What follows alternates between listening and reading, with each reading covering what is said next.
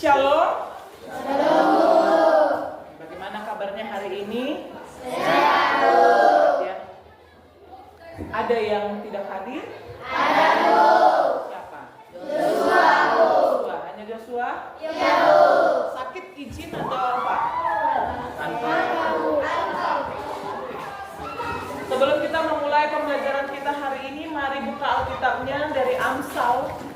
Tanggal berapa hari ini? Amsal 8.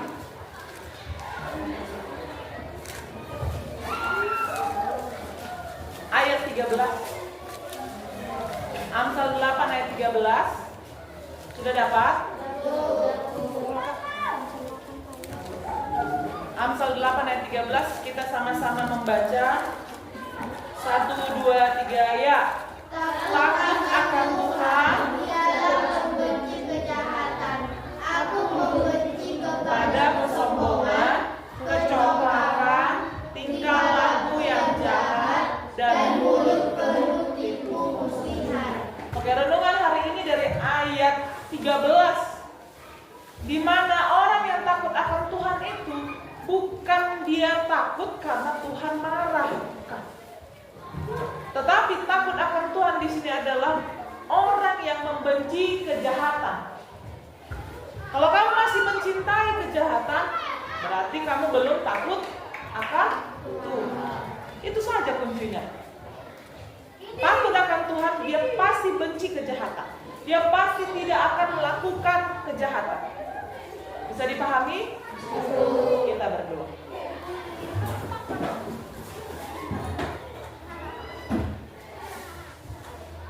Bantu kami Tuhan untuk dapat melakukan apa yang boleh kami dengar hari ini, di mana takut akan Tuhan adalah membenci kejahatan. Bantu kami yang kecil dan lemah ini, biarlah kami senantiasa dapat menunjukkan diri kami. Kami takut akan Tuhan. Sebentar kami akan belajar, Tuhan, berkati kami. Di dalam nama Yesus kami berdoa. Amin. Oke. Nah, materi kita hari ini, ya anakku, di bab 2, buka bukunya sambilan, hidup manusia dalam pemeliharaan Allah. Hidup manusia dalam pemeliharaan Allah. Sudah dapat? Oke. Sebelumnya kita mau bernyanyi dulu, ya. Lagu Bapa Engkau Sungguh Baik. Kita nyanyi bersama-sama.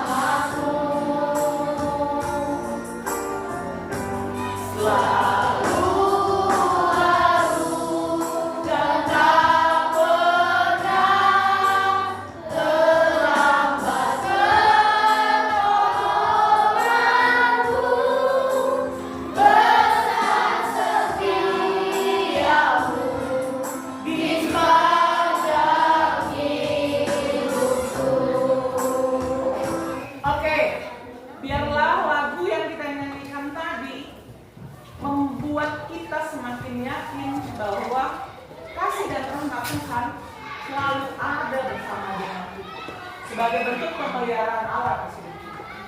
Nah, perhatikan ke depan, ada pertanyaan yang mau kita diskusikan. Yang pertama, apakah kalian pernah merasa ada keajaiban yang terjadi dalam hidup yang membuatmu berpikir, oh ternyata ada campur tangan dan kekuatan yang lebih besar? Pernahkah kamu merasa ada keajaiban yang terjadi dalam hidupmu yang kamu merasa bahwa ada ternyata campur tangan yang lebih besar daripada kekuatan? Pernah? Ya, pernah? Pernah. Saat terjadi bencana alam misalnya, apakah Tuhan masih memelihara hidup manusia? Masih. Masih. Buktinya apa? COVID-19 tetap berlangsung kehidupan sampai saat ini kan? Nah, itu dia yang menjadi bukti bahwa Allah masih memelihara hidup manusia di tengah bencana yang terjadi dalam kehidupan manusia. Tujuan pembelajaran, ya. Adapun tujuan pembelajaran kita, yang pertama kita akan mengidentifikasi dan menjelaskan bukti-bukti campur tangan Allah dalam kehidupan umatnya. Kemudian kita akan nanti menganalisis bukti pemeliharaan Allah terhadap seluruh ciptaan dan menguraikan berbagai aspek pemeliharaan Allah dalam kehidupan kita sehari-hari. Kemudian kita akan menjelaskan bahwa Allah memenuhi segala keperluan manusia, baik itu jasmani maupun rohani. Kemudian merinci contoh-contoh kepedulian Allah terhadap setiap detail kehidupan manusia dan mengembangkan sikap bersyukur atas pemeliharaan Allah dalam hidup. Nanti ini semuanya akan dimunculkan dalam diskusi kelompok dan tugas pribadinya, ya. Untuk aktivitas pembelajaran, nanti kita akan diskusi kelompok, membuat presentasi sederhana tentang subtopik yang akan ibu bagikan per kelompoknya. Jadi setiap kelompok itu berbeda-beda subtopiknya, dan subtopiknya ada di buku materi kita juga. Dan selanjutnya kita akan presentasikan hasil diskusi dan nanti kelompok lain bertanya dan menanggapi. Itu untuk hari ini. Nanti penguatan konsep dengan membuat kesimpulan dari seluruh presentasi di hari Rabu. Lalu menuliskan doa syukur nanti di hari Rabu. Jadi hari ini kita akan diskusi kelompok dan presentasi hasil diskusi. Nah, perhatikan. Kelompok 1 tadi siapa? Kelompok 1, kelompok 2, 3, 4, oke, 5. Ya, nanti Joshua teman kalian ya yang tidak hadir ya. Kelompok 1 nanti subtopiknya adalah campur tangan Allah dalam hidup umatnya.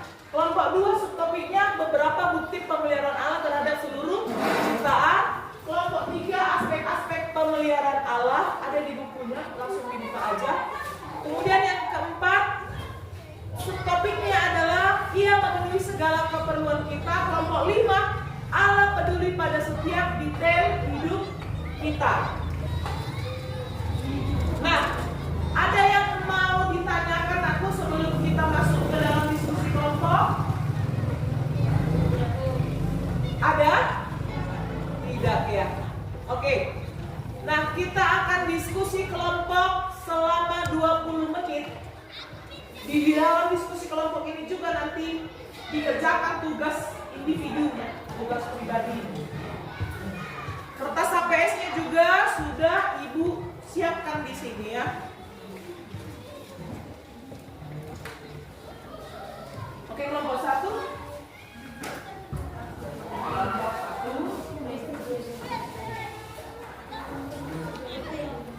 Kelompok 2. Kelompok 2. Kelompok 3.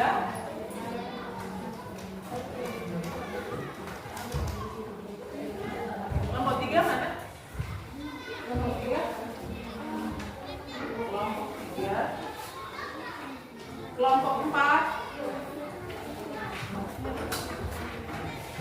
Dan kelompok 5.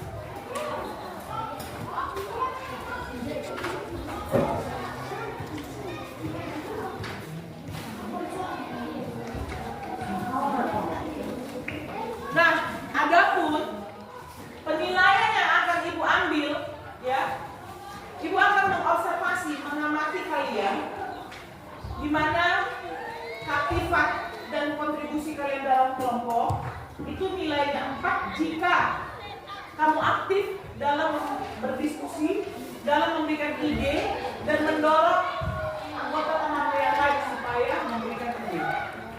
Dan yang kedua, keterkaitan materi dan kemampuan kalian mempresentasikan nanti. Itu untuk penilaian observasi. Untuk penilaian tugas kelompok, ya, ketika kalian di presentasinya, ibu mau menilai kelengkapan isinya. Kalau skor 4 itu kalau kalian memuat semua poin-poin penting dari subtopik. Kemudian keterkaitan dengan Alkitab atau contoh, di mana nilai 4 itu untuk jelas mengaitkan materi dengan ayat Alkitab atau contoh nyata yang mendalam. Kemudian kerjasama kelompok dan kreativitas dan penyajian. Untuk tugas individu, rubrik penilaiannya refleksi dan pengalaman pribadi. Kalau nilai yang terbaik itu nilai 4, yaitu mendalam dan relevan. Kemudian analisis konsepnya jelas dan menyeluruh atau komprehensif. Ini rubrik penilaiannya boleh dilihat, nanti boleh dioper supaya nilai terbaik bisa kalian dapatkan. Dilihat rubrik penilaiannya ya. Oke, bisa ganti-gantian nanti kalau butuh. Silahkan bekerja dalam kelompoknya.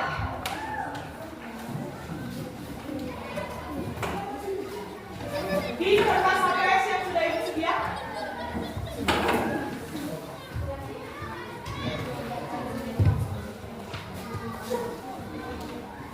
Kenapa aku? Di kertas HPS yang sudah ibu sediakan.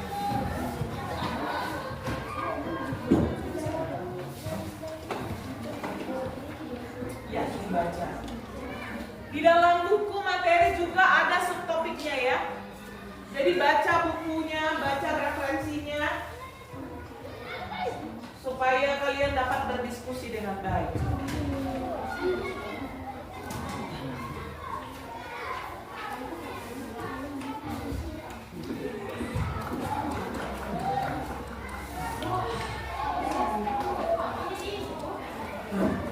Di kertas HPS yang sudah tersedia. Jadi sesuaikan dengan kalian kelompok berapa? Itu ya aku.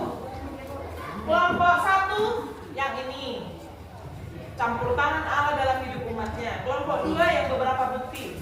Jadi masing-masing kelompok beda petunjuknya. Dibaca panduannya ya.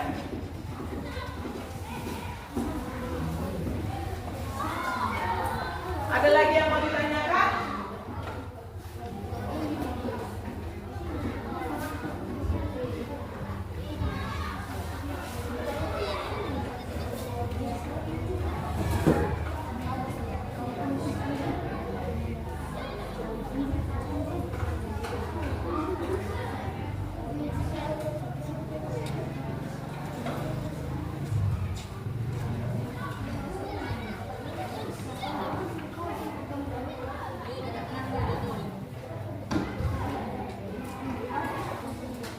Sambil pasang musik ya.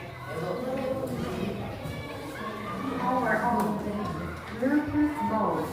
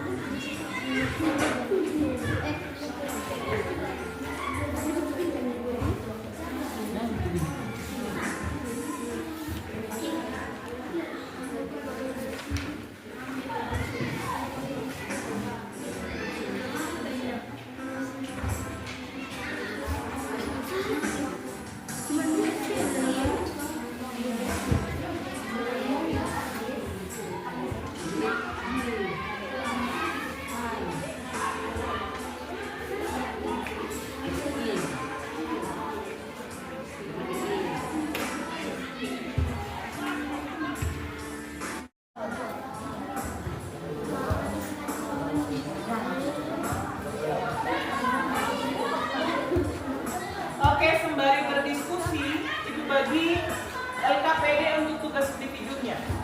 Ya.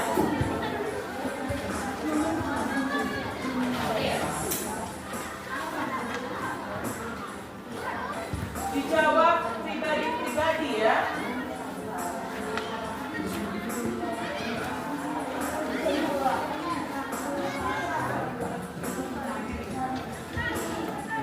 Iya, pribadi-pribadi ya.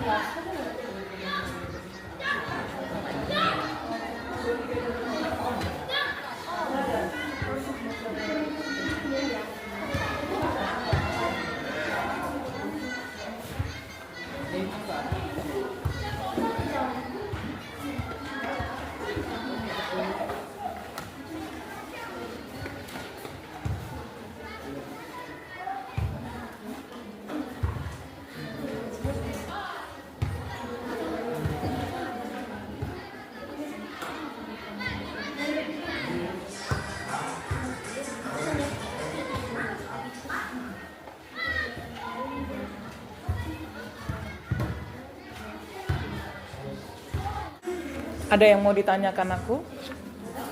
Ya. Dari kami kan dari kelompok 1 kan ditemukan 2 sampai 3 contoh itu satu kisah Alkitabnya 1 atau 3. 2 atau 3 contoh dari kisah Alkitab.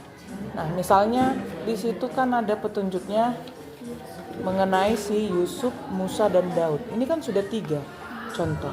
Jadi kamu ceritakan ya. Contoh campur tangan Allah apa dari kisah si Yusuf? Jadi ceritakan, Yusuf itu ceritanya apa? Sehingga dia menyatakan bahwa ada campur tangan Allah atas dirinya. Cerita si Musa apa? Cerita si Daud apa? Atau dari pengalaman pribadi kalian juga boleh. Kan di situ juga boleh dari pengalaman pribadi. Oke? Ya. Jadi ringkasan dari poin-poin penting ya dalam subtopik yang kalian bahas per kelompok ya.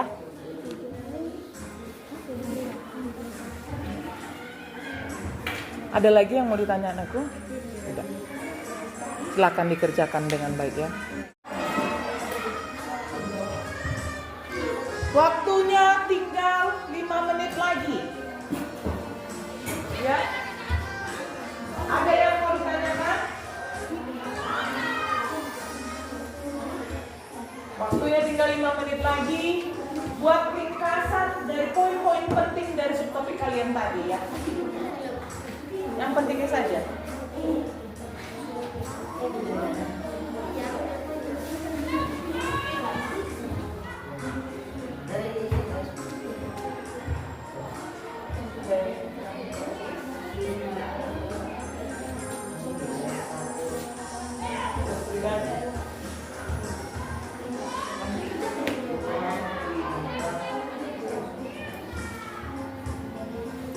Oke, perhatikan kan di lembar kerja peserta didik untuk tugas individu ada nomor 1 dari presentasi semua kelompok. Yang nomor 1 ini dikerjakan setelah nanti kita presentasi. Kalau nomor 2 boleh kamu langsung ceritakan satu pengalamanmu, ya. Kemudian yang nomor 1 analisis itu nanti juga boleh. Atau lebih baiknya setelah presentasi kelompok sambil kalian kerjakan, gitu ya. Fokus dulu di diskusi kelompoknya.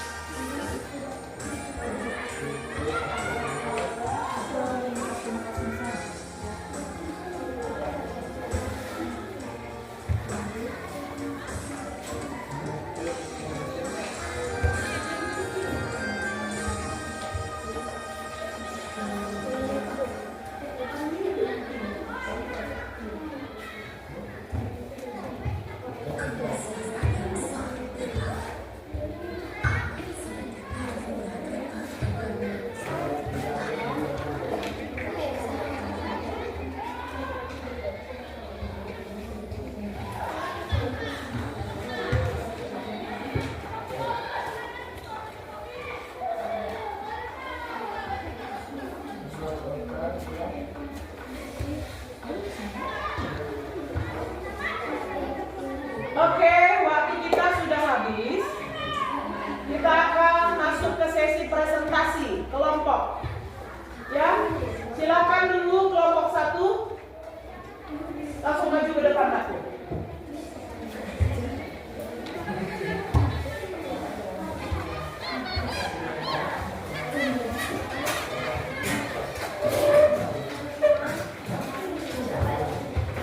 Kelompok 1. Presentasi dari kelompok 1. Silakan. Halo teman-teman. Halo. Kami dari kelompok 1 ingin mempresentasikan hasil kerja kami. 3 contoh campur tangan Allah dari kisah Yusuf. 1. Yusuf dan berencana keselamatan. Yusuf pertama dijual oleh saudaranya. Campur tangan Allah. Ia memberi Yusuf kemampuan untuk menafsirkan mimpi yang pada akhirnya membawa Yusuf menjadi penguasa di Mesir. 2. Musa dan peristiwa Laut Merah. Ketika bangsa Israel melarikan diri, campur tangan Allah, Musa mengulurkan tongkat ke atas laut dan seketika ia juga mengubah Laut Merah. 3. Dan kemenangan melawan Goliat. Daud adalah seorang manusia yang kecil. Ia melawan raksasa yang bernama Goliat. Yang dikalahkan adalah Goliat yang besar. Campur tangan Allah adalah Allah membantu Goliat untuk maju untuk membawa nama bangsa. Oke, ada yang mau bertanya atau memberi tanggapan? Ada 3 campur tangan Allah yang mereka sampaikan tadi. Musa, Daud, dan Yusuf. Yusuf tadi campur tangan Allah ketika dia dijual oleh keluarganya, oleh saudaranya. Allah memberikan dia kemampuan untuk menafsirkan mimpi. Sehingga dari situlah dia diangkat menjadi orang kepercayaan raja. Kalau Musa tadi, dia diberikan kekuatan untuk apa? Membelah laut Teberau. Apalagi tadi nakku? Yang Musa yang membelah laut Teberau. Laut Merah terbelah menjadi 2 bangsa Israel berjalan di tanah. Iya. Bangsa Israel bisa berjalan di Laut Merah. Luar biasa ya. Itu keajaiban. Yang ketiga, Daud. Di mana Daud yang kecil dapat mengalahkan Goliat yang besar. Itu campur tangan Allah. Yang mereka hasil diskusi mereka. Ada yang mau bertanya aku? Yang mau menanggapi? Oke, tidak ada. Tepuk tangan dulu buat kelompok 1. Silakan duduk. Silakan maju kelompok 2.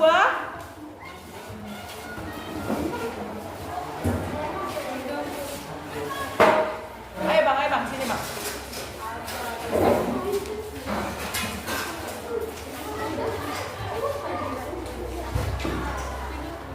Ayo, kita dengarkan hasil diskusi dari kelompok 2. Silakan. Shalom teman-teman semua. Perkenalkan kami dari kelompok 2 ingin mempresentasikan kelompok kami.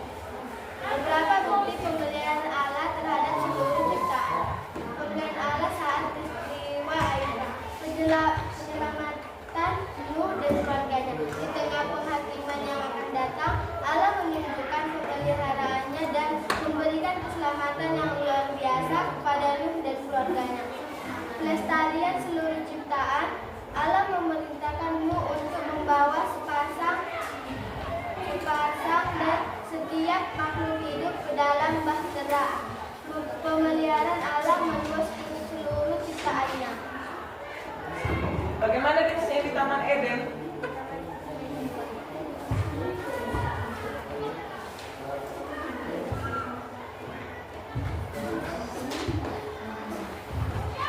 Kan ada 2 pertanyaannya, analisis bagaimana Allah memelihara manusia di Taman Eden dan Nuh saat peristiwa air bah.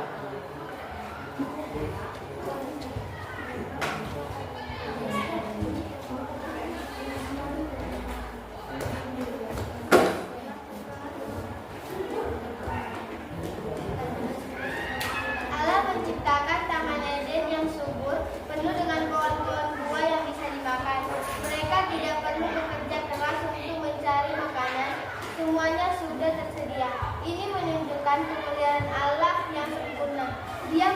menyediakan lingkungan yang ideal di mana semua kebutuhan dasar manusia terpenuhi secara berlimpah.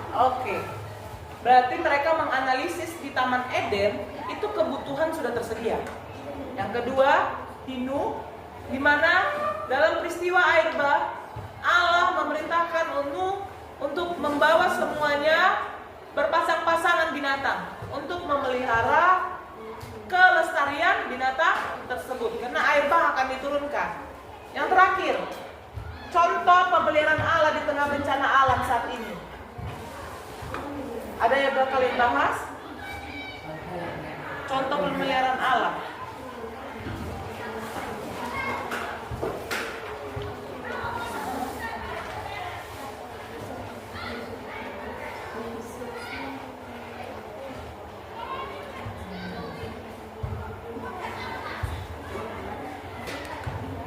Kekuatan dan keteguhan hati. Saat gempa bumi, banjir, atau tanah longsor terjadi, banyak orang melihat bagaimana Allah memberikan kekuatan yang tidak masuk akal kepada para korban untuk bertahan hidup. Mereka yang berhasil melewati bencana seringkali bersaksi tentang ketenangan batin yang mereka rasakan, yang mereka yakini sebagai anugerah dari Tuhan. Oke. Benar ya? Ketika bencana alam terjadi, para korban punya keteguhan hati nggak di situ? Punya. Ketika rumahnya porak-poranda, apakah dia langsung lemas atau dia langsung frustasi? Tidak. Tapi sepertinya ada kekuatan ya. Ya nggak? Kalau kita lihat orang-orang yang mengalami bencana alam, mereka seolah-olah punya kekuatan yang baru. Itu bukti pemeliharaan Tuhan. Oke, ada yang mau bertanya? Atau menanggapi? Ayo, ada yang mau bertanya? Cukup? Cukup. Tepuk tangan dulu buat kelompok 2. Silakan kelompok 3. Kelompok 3, ya, mereka membahas aspek-aspek pemeliharaan Allah. Perbedaan antara pemeliharaan umum, misalnya matahari terbit, hujan turun, dan pemeliharaan khusus, yaitu perlindungan pribadi, bimbingan. Dan mereka akan memberikan contoh dari kehidupan sehari-hari. Silakan.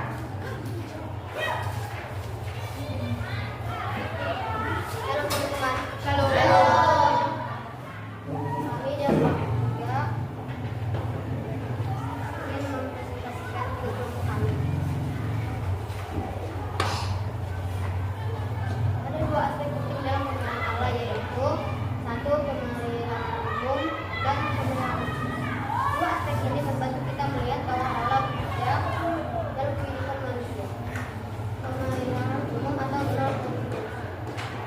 Pemeliharaan umum adalah cara Allah memelihara dan mengatur seluruh ciptaannya. Untuk contoh dalam kehidupan sehari-hari yaitu matahari terbit dan turun. Siklus ini mengerjakan selang keselamatan dan fotosintesis yang penting dari kehidupan. Ini adalah anugerah umum yang diberikan Allah pada setiap manusia. Oke, yang khusus bagaimana?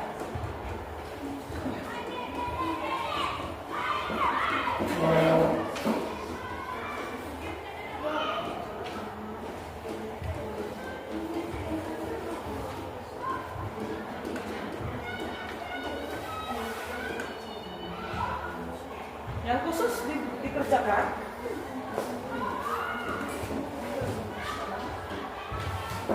Oke, tadi mereka katakan perlindungan umum itu matahari terbit dan terbenam, ya.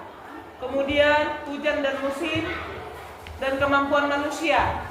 Ini semua diberikan Tuhan untuk siapa aja? Untuk semua, baik yang percaya maupun yang tidak percaya. Itu namanya pemeliharaan secara umum. Ya kan? Kan kalian yang buat secara umum. Nah, kalau secara khusus bagaimana?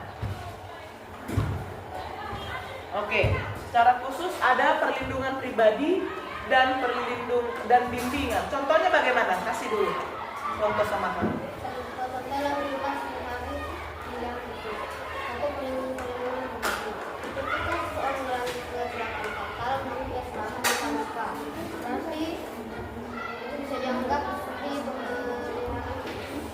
Oke, berarti khusus itu personal ya, pribadi ya. Dimana kalau tadi umum semua orang dapat hujan, semua orang dapat matahari. Kalau khusus, misalnya tadi mereka bilang selamat dari kecelakaan. Ada lagi yang lain? 2. Bimbingan dalam pengambilan keputusan. Saat kita berdoa untuk meminta hikmat dalam pengambilan keputusan penting seperti memilih sekolah, kerjaan atau pasangan hidup. Oke, yang kedua bimbingan untuk mengambil keputusan. Karena masing-masing pribadi beda keputusannya kan? Iya. Jadi pemeliharaan khusus sudah diberikan mereka contohnya. Ada lagi yang mau ditambahkan? Sudah. Ada yang mau bertanya? Ada lagi? Sampaikan? Ya. Penyediaan kebutuhan yang spesifik. Seorang kehilangan pekerjaan atau tidak tahu bagaimana harus membayar tagihan.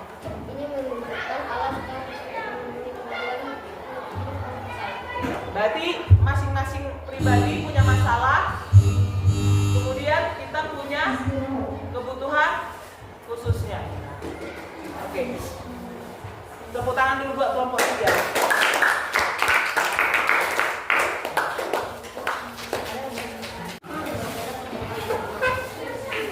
Kelompok 4, subtopiknya ia memenuhi segala keperluan kita.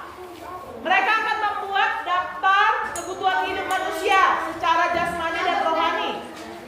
Lalu mereka sudah mendiskusikan bagaimana Allah memenuhi kebutuhan-kebutuhan tersebut. Silakan. Kelompok 4. Kita perhatikan secara bersama-sama.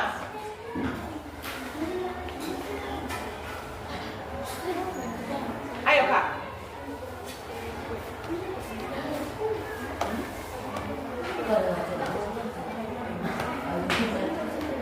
Shalom teman-teman.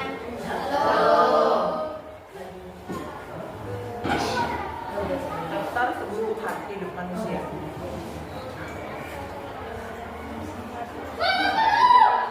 Allah memenuhi kebutuhan ini melalui panen dari tanah, air dari sungai, dan hasil dari laut. Oke, pertama daftar kebutuhan apa itu? Jasmani. Jasmani, makanan dan minuman. Apa lagi? Pakaian. Pakaian. Kebutuhan akan pakaian terpenuhi melalui bahan-bahan alami seperti kapas, sutra, dan kulit hewan. Oke, ketiga. Tempat tinggal. Kebutuhan akan tempat berlindung terpenuhi melalui bahan-bahan alam seperti kayu, batu, dan tanah dapat diolah oleh manusia. Yang keempat, kesehatan. Allah memenuhi kebutuhan kesehatan melalui berbagai cara seperti sistem kekebalan tubuh yang menciptakan. Oke, berarti ada 4 yang mereka daftarkan. Kebutuhan jasmani apa tadi pertama? Makanan dan minuman, pakaian, tempat tinggal, dan kesehatan. Kita akan dengarkan kebutuhan rohani. 1. Pengampunan dan keselamatan. Manusia berdosa dan terpisah dari Allah. Kebutuhan rohani terbesar kita adalah pengampunan dosa. 2. Tujuan dan makna hidup. Banyak orang merasa hidupnya hampa tanpa tujuan. Allah memenuhi kebutuhan ini dengan memberikan kita tujuan. 3. Kedamaian dan ketenangan batin. Dunia ini penuh dengan kecemasan. Kedamaian sejati tidak dapat dibeli, tetapi Allah menyediakannya. 4. Hubungan dengan Allah. Allah merindukan hubungan dengan ciptaannya. Dia memenuhi kebutuhan ini dengan memberikan kita kesempatan untuk berdoa. Oke, ada 4 kebutuhan rohani yang mereka daftarkan. Yang pertama, pengampunan dan keselamatan. Benar ya? Roh kita butuh pengampunan dan butuh keselamatan. Lalu tujuan dan makna hidup. Ya, apa tujuan hidup kita? Apa makna hidup kita? Kedamaian dan ketenangan batin. Ya, semua orang butuh kedamaian dan ketenangan. Keempat, hubungan dengan Allah. Itulah kebutuhan rohani yang mereka sampaikan. Ada yang mau bertanya? Halo, ada yang mau menanggapi aku bertanya? Ada? Tidak ada yang mau bertanya. Bagaimana misalnya supaya kita mendapat ketenangan batin? Ada yang gitu mau bertanya? Ibu lah tanya sama kalian, bagaimana kita dapat ketenangan batin supaya terpenuhi kebutuhan Tuhan? Dengan cara apa?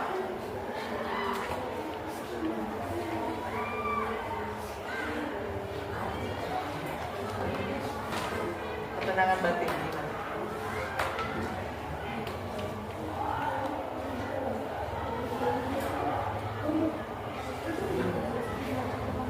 Baca firman Tuhan, betul sekali. Ketenangan batin kita dapatkan dengan membaca firman Tuhan. Karena ketika kita baca firman Tuhan, kita sedang apa? Mendengar suara Tuhan. Oke. Terima kasih buat kelompok 4. Tepuk tangan dulu buat mereka. Sekarang kelompok 5 yang hanya 2 orang saja. Oke, kita akan dengarkan hasil diskusi dari kelompok 5. Silakan. Saya pernah berada di situasi yang sangat sederhana, namun menjadi pengingat kuat tentang pekerjaan malam. Saya sedang mencari buku yang sangat spesifik dan sudah lama tidak dicetak untuk sebuah proyek. Setelah berhari-hari mencari di toko buku, saya menyerah. Suatu hari saya secara tidak sengaja mampir ke toko buku kecil yang tidak bisa saya kunjungi. Saat saya masuk, mata saya langsung tertuju pada satu rak yang tidak rapi, dan di sanalah ditumpukan paling bawah ada buku yang saya cari. Buku itu adalah satu-satunya di toko itu. Dan bahkan pemilik toko tidak menyadari mereka memilikinya.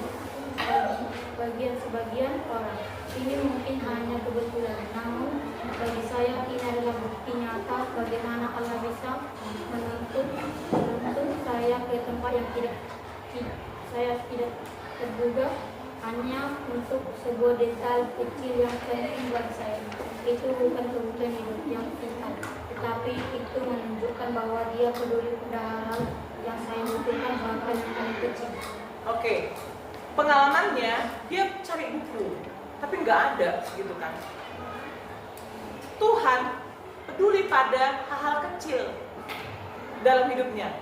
Buku mungkin hal kecil bagi kita, nggak kalah penting. Tapi ternyata Tuhan tunjukkan dia di sebuah toko buku yang lain, dia temukan buku yang selama ini dia cari.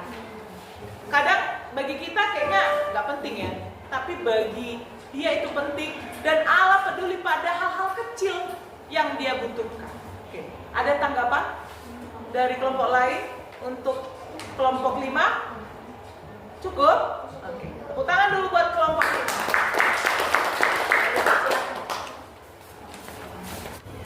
Oke, terima kasih buat kelima kelompok yang sudah presentasi. Kalian hebat, kalian luar biasa. Berikan tepuk tangan dulu buat diri kita sendiri.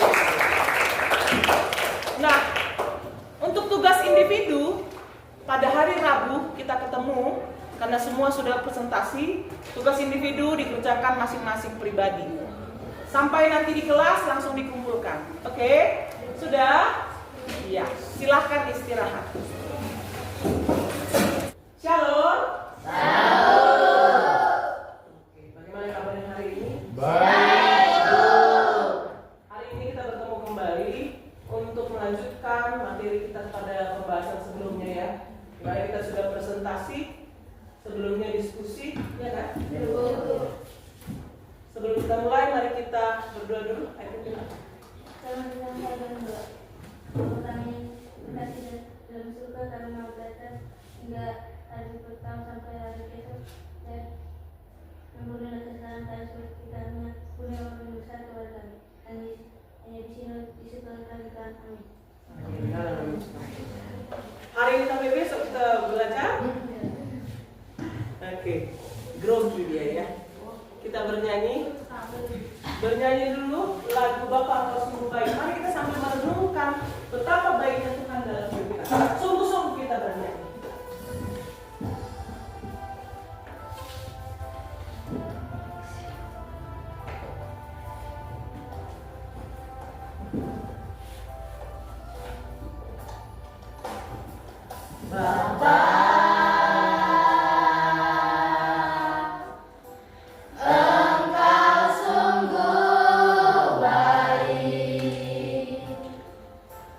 Kau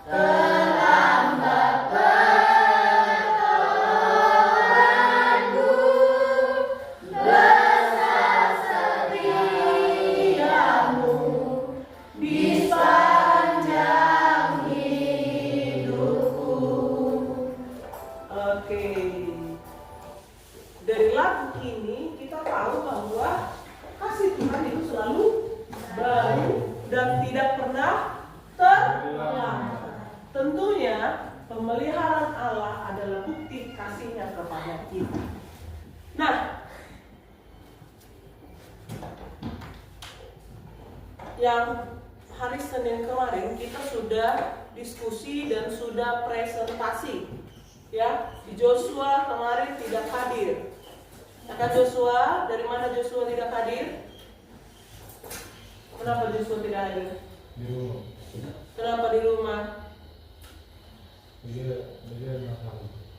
Masalah apa enggak tuh? Jadi Masalah internal dengan siapa? Dengan orang tua. Oke.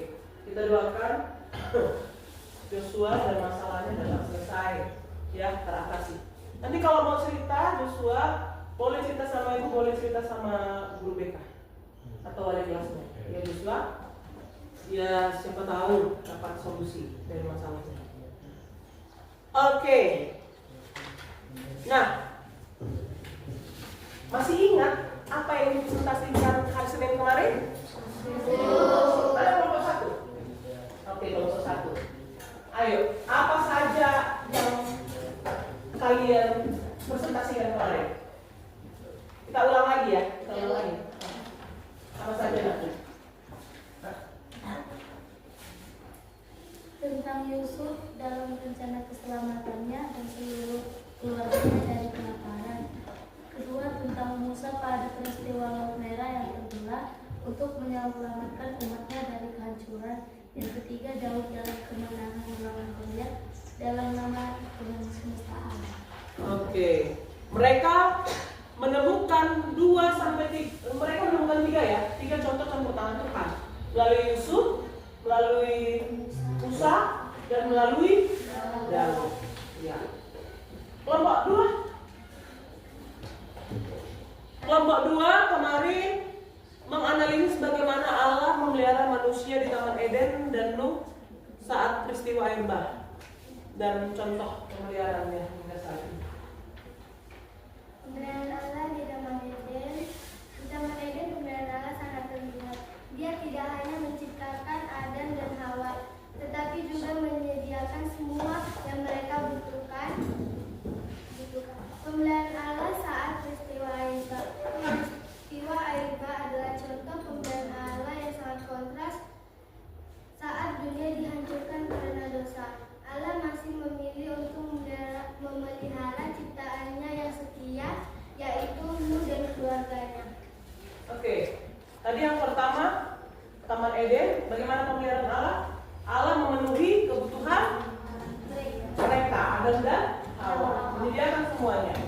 Di air bah, Allah memelihara Nabi Nuh, Musa,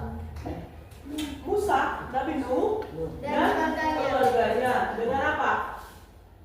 Dengan menyelamatkan mereka ya di kapal atau di bahtera yang besar.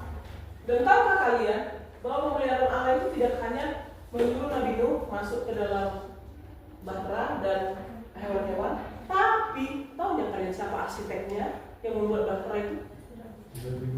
Allah.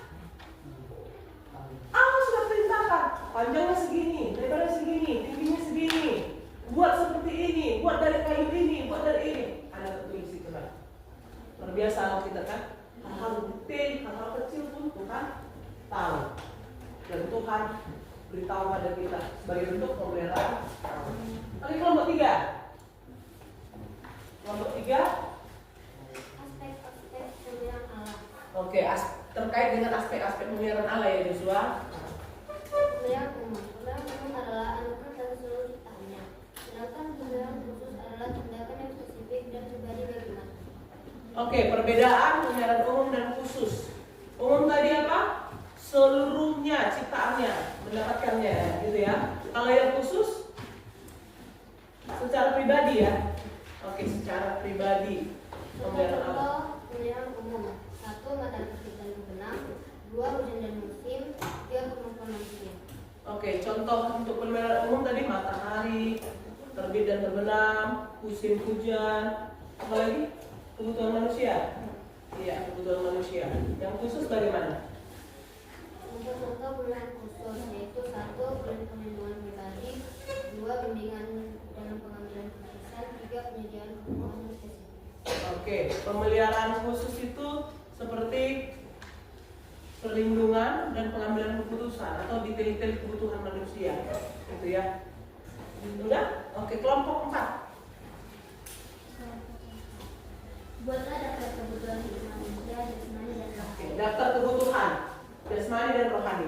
Jasmani apa aja itu? 1. Makanan dan minuman. Allah memenuhi kebutuhan ini melalui panen dari tanah, air dari sungai, dan hasil dari laut. 2. Pakaian. Allah juga menyediakan akal budi bagi manusia untuk mengelola bahan-bahan tersebut. 3. Tempat tinggal. Melalui sumber daya alam yang diberikan Allah. 3. Kesehatan. Allah memenuhi kebutuhan kesehatan melalui berbagai cara seperti sistem kekebalan tubuh yang Dia ciptakan, obat-obatan dari tumbuhan, dan hikmah yang Dia berikan kepada para dokter dan ilmuwan untuk menemukan penyembuhan. Hikmat ya, pintaran. Ya. Kebutuhan rohani. 1. Pengampunan dan keselamatan. Allah memenuhi kebutuhan ini melalui pengorbanan Yesus Kristus di kayu salib. 3. Tujuan dan makna hidup. Allah memenuhi kebutuhan ini dengan memberikan kita tujuan, yaitu untuk mengasihi Dia dan sesama, serta memuliakannya melalui hidup kita. 3. Kedamaian dan ketenangan batin. Allah menyediakannya melalui Roh Kudus yang bekerja di dalam diri orang percaya, memberikan kedamaian yang melampau segala akal. 4. Hubungan dengan Allah. Allah merindukan hubungan dengan ciptaannya. Dia memenuhi kebutuhan ini dengan memberikan kita kesempatan untuk berdoa, membaca firman-Nya, dan melalui kehadiran Roh Kudus yang ditinggal di dalam hati orang percaya. Oke, kebutuhan jasmani tadi makanan, pakaian, tempat tinggal, ya kan? Itu semua berasal dari mana? Sumber daya alam yang telah tersedia. Siapa yang disediakan? Allah. Lalu kebutuhan rohani, kebutuhan akan keselamatan. Melalui siapa keselamatan yang didapatkan? Melalui anaknya Yesus Kristus yang disalib, ya kan? Lalu kedamaian, melalui siapa? Melalui Roh Kudus yang diberikan di hati kita masing-masing. Lalu tadi kebutuhan rohani, kebutuhan akan hubungan dengan Tuhan. Caranya bagaimana tadi katanya? Berdoa, baca Alkitab. Oke. Kelompok 5, apa aja yang kalian presentasikan kemarin? Allah peduli pada detail-detail kecil seperti memberi makan burung dan memakaikan keindahan pada bunga. Dia pasti lebih peduli lagi pada kita. Oke. Berarti contoh yang kalian berikan terhadap detail kehidupan manusia yang dipedulikan Allah, di mana burung yang ada di udara yang enak tuh, siapa yang beri makan? Allah. Caranya gimana? Semua yang tersedia, burung boleh makan, ya kan? Kalau kalian pernah lihat jagung kalian yang kalian tanam, ada yang dimakan burung. Nah, itu burungnya bukan mencuri, ya kan? Yang kamu aja yang nggak menjaga. Itu burung aja dipelihara oleh Tuhan, ya kan? Atau misalnya jagung yang kita jemur di aspal, kalau kita ambil jagung itu kan ada sisa sedikit kan? Siapa makan itu? Burung. Karena Allah memelihara burung itu. Gak usah lah dulu burung, bunga lah dulu. Betapa indahnya bunga-bunga yang ada di taman kita ini. Berbunga, ada yang putih, ada yang merah, ada yang berwarna-warni. Siapa sih yang memberikan keindahan itu? Allah. Apalagi hal-hal kecil yang kita butuhkan. Seperti presentasi mereka kemarin, pengalamannya mengenai mencari buku, ya kan? Bukunya tidak ditemukan di toko yang satu. Lalu ternyata ditemukan di toko yang satu lagi. Hal-hal kecil saja Tuhan pelihara, ya kan? Itu saja. Nah, untuk tugas individunya kumpulkan.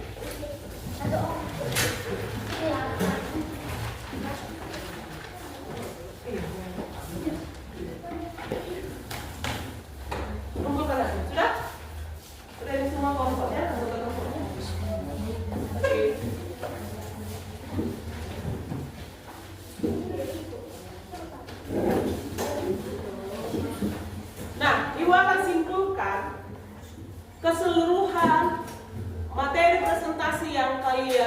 kebaikan.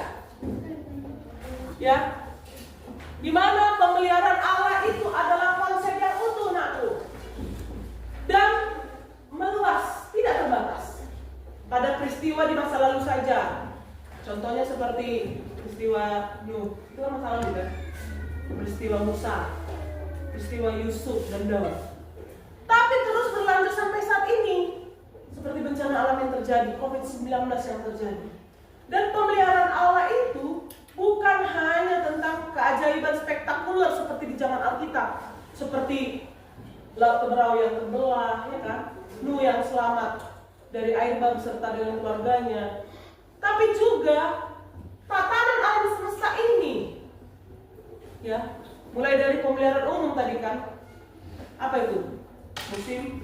Musim yang berganti, matahari yang terbenam dan terbit, itu kan tatanan alam semesta. Jadi ternyata pemeliharaan Allah itu sampai kepada tatanan alam semesta juga Tuhan pedulikan. Nah, itu merupakan anugerah bagi kita, bagi seluruh ciptaan.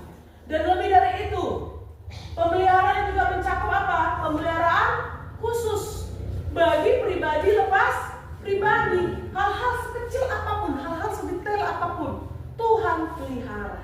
Baik itu kebutuhan kita secara jasmani, makanan, pakaian, tempat tinggal, kesehatan, ataupun kebutuhan rohani, keselamatan, pengampunan, kedamaian, ya, hubungan dengan Tuhan. Tuhan juga perhatikan itu, pemeliharaan khusus. Nah, bahkan di tengah peristiwa sulit sekalipun, seperti yang pernah kita alami COVID-19, bencana alam, pemeliharaan Allah tetap hadir melalui kekuatan yang Tuhan berikan. Dan melalui siapa? Melalui tangan-tangan manusia yang digerakkan untuk menolong, memberikan sumbangan, ya kan? Mendonasi. Jadi membuktikan bahwa kasih Allah itu dan kepedulian Allah itu tidak pernah absen dalam hidup kita. Ya, sudah bisa kau pahami ya, bahwa ketika kau mengalami bencana alam, kalau ada orang yang menolong kamu, itu adalah bukti pemeliharaan Allah tersebut. Dia pakai tangan-tangannya menolong. Gak usah bencana alam. Ketika kamu jatuh dari sepeda motor, ada orang lari tergerak menolongmu, itu adalah bukti pemeliharaan Allah atas hidupmu. Ya. Nah, mari kita renungkan pengalaman-pengalaman pribadimu tentang pemeliharaan Allah dalam hidupmu. Apa saja pengalamanmu tentang pemeliharaan Allah? Ada yang sudah pernah mengalami? Yang pasti sudah, ya kan? Semua kita sudah mengalami pemeliharaan Allah di dalam kehidupan. Jadi renungkan itu, bahwa Allah terus memelihara hidup kita. Oke, tugasnya saat ini, buat satu kalimat doa syukur atas pemeliharaan Allah. Satu kalimat saja.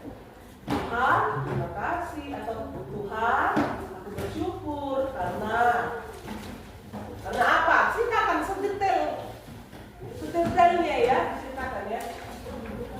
Di buku latihan boleh. Kalau tidak ada buku latihan, buku catatan boleh.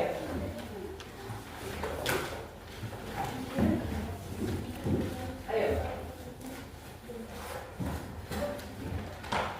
Satu kalimat doa syukur tentang pemeliharaan Allah atas hidupmu.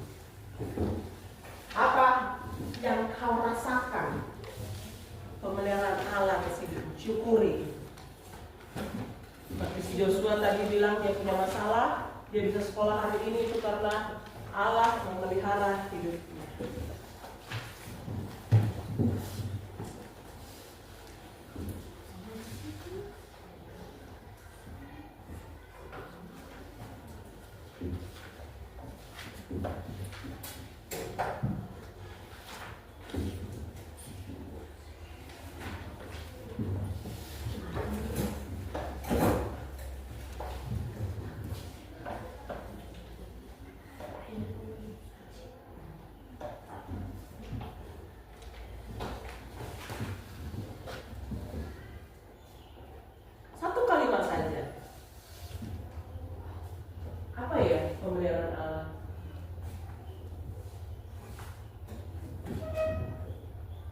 tidur nyenyak, itu kan pemeliharaan Allah kan.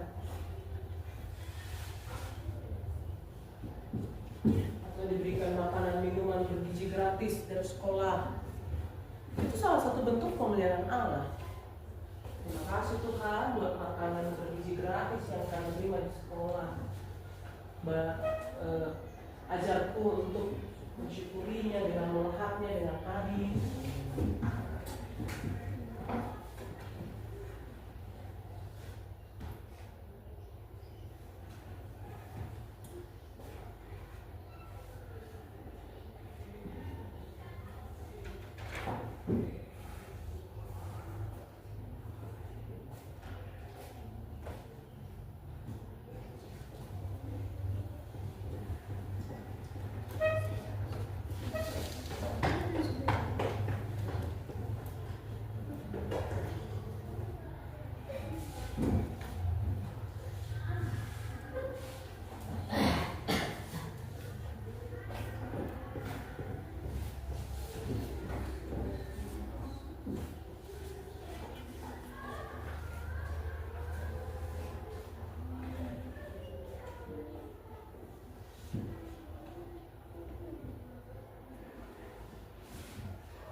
Sudah?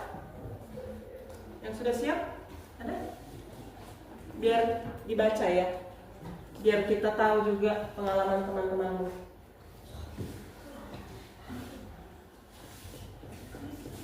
Siapa yang siap? Tuliskan doa syukurnya? Iya, berarti kamu dulu ya. Ya, boleh dibaca. Tuliskan 1 kalimat doa syukur. Ya Bapa, aku bersyukur padamu karena Engkau sudah memberikan minum dan makan saat sarapan di rumah tadi. Terima kasih ya Tuhan. Amin. Oke, tepuk tangan dulu. Sepertinya hal sepele kan? Tapi ternyata itu salah satu bukti pemeliharaan Allah. Oke, silakan masuk. Ada lagi? Yuk, ada lagi? Masih 1 orang. Masih Ibu tunggu ya. Ada lagi? Oh, oke. Tuliskan 1 kalimat doa syukur. Terima kasih Tuhan pada hari ini Kau sudah memberi kami nafas kehidupan pada saat ini Tuhan. Amin. Iya. Terkait dengan nafas kehidupan. Itu bentuk pemeliharaan Allah enggak itu? Iya. Coba kau bayangkan kalau kau tadi bangun pagi, ih, mana napasku? Kau bilang. Kalau kau tanya, mana napasku? Berarti yang bertanya itu siapa? Udah tinggal roh, ya kan? Bukan hantu, roh, ya. Ada lagi yang udah siap? Ayo. Oke, kamu ya Bang. Langsung saja baca. Allah Bapa yang Maha Kuasa, terima kasih karena telah mengasihi berkat dan makanan sampai hari ini. Terima kasih Tuhan, amin. Oke, terkait dengan makanan. Tepuk tangan dulu buat orang ini berdua tadi. Ya, yang lainnya. Ada yang udah siap? Ayo dari kelompok ini. Kau Bang, Yobel? Iya. Karena Bapa kami yang berada di dalam surga, mohon syukur kami panjatkan kehadiran pada segala hal kepada kami. Ya Bapa, kami bisa berkumpul di tempat sekolah kami dan Bapa, kami sangat berdosa ampun buat segala dosa kami. Setiap Tuhan kasih kami limpahkan kepada kami. Dan nama Yesus kami berdoa. Amin. Wah, luar biasa. Satu paragraf doanya langsung dibuatnya ya. Tadi Bu minta 1 kalimat doa syukur aja. Tidak apa-apa. Apa yang disyukurinya si Yobel? Dapat berkumpul di sekolah ini. Itu adalah bukti pemeliharaan Allah. Banyak orang yang tidak bisa berkumpul kan? Iya. Mungkin karena sakit. Mungkin karena ada halangan. Ada masalah. Seperti Joshua kemarin cerita ya. Tidak hadir karena ada masalah. Ada lagi? Sudah Bang? Ya. Baca langsung. Tuhan, aku bersyukur atas kebaikan-Mu padaku karena Engkau masalahku tuntas dengan lancar karena kebaikan-Mu padaku. Oke, berarti pemeliharaan Allah atas hidupnya terkait dengan penyelesaian Masalah. Luar biasa. Tepuk tangan dulu buat mereka berdua. Yobel dengan siapa namanya anakku? Yuda. Ada lagi yang sudah siap dari kelompok? Oh, Pita. Tuliskan satu kalimat doa syukur. Tuhan, saya sangat bersyukur kepada Tuhan karena sudah memberikan makanan bergizi gratis lewat pemerintah. Terima kasih Tuhan, amin. Iya, makan bergizi gratis yang dia syukuri itu sebuah bentuk pemeliharaan Allah. Tepuk tangan dulu buat Pita yang mensyukuri itu. Tadi angkat tangan Bang. Ya.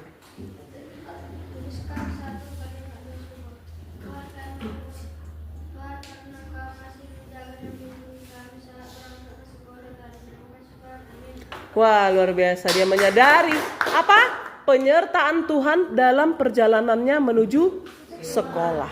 Pemeliharaan Tuhan. Ya kan? Ya, udah siap, Bang? Ya. Satu kalimat doa syukur. Terima kasih Tuhan, Tuhan sudah melindungi kami dari yang lewat sampai hari ini. Amin. Oke, apa pemeliharaan Allah atas hidupnya? Dari sepanjang malam sampai pagi ini. Tuhan pelihara.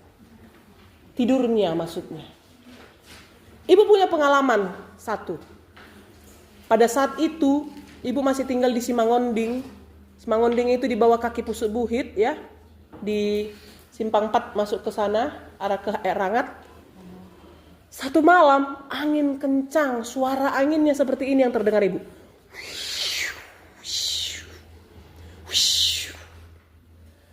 Ibu berdoa, Tuhan tolong jagai kami sepanjang malam.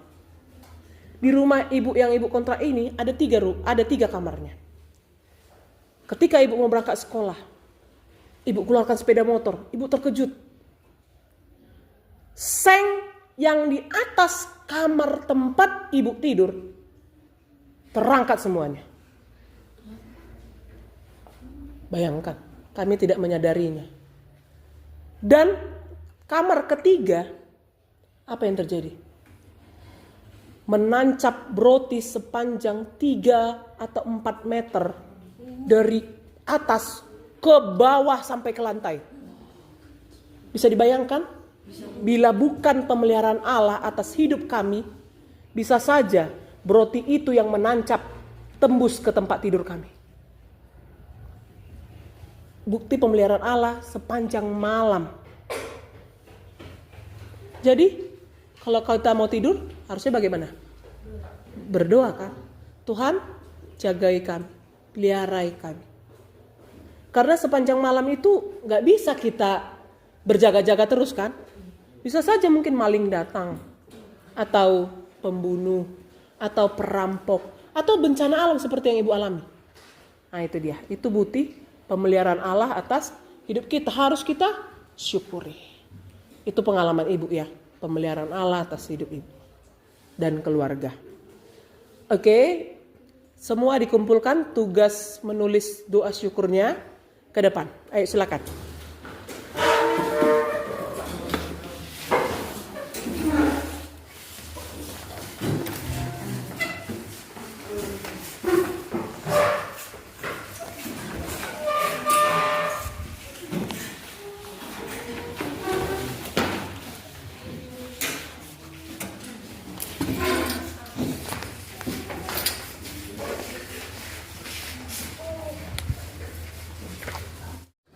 Oke, kita sudah menyelesaikan materi kita ya untuk pertemuan ini. Sampai jumpa minggu depan. Salam Shalom bagi kita semua. Shalom. Kita akhiri dengan doa. Mari kita berdoa. Kami bersyukur Tuhan buat pertemuan hari ini. Tuhan bantu kami untuk menyadari bahwa pemeliharaan Allah terus berlangsung sampai saat ini dalam kehidupan kami masing-masing. Ajari kami Tuhan untuk mensyukurinya apa yang kami terima. Ayo serahkan hidup kami sepenuhnya dalam tangan-Mu, di dalam nama Yesus kami berdoa. Amin. Tuhan Yesus memberkati. Sampai jumpa. Boleh balik kelasnya masing-masing.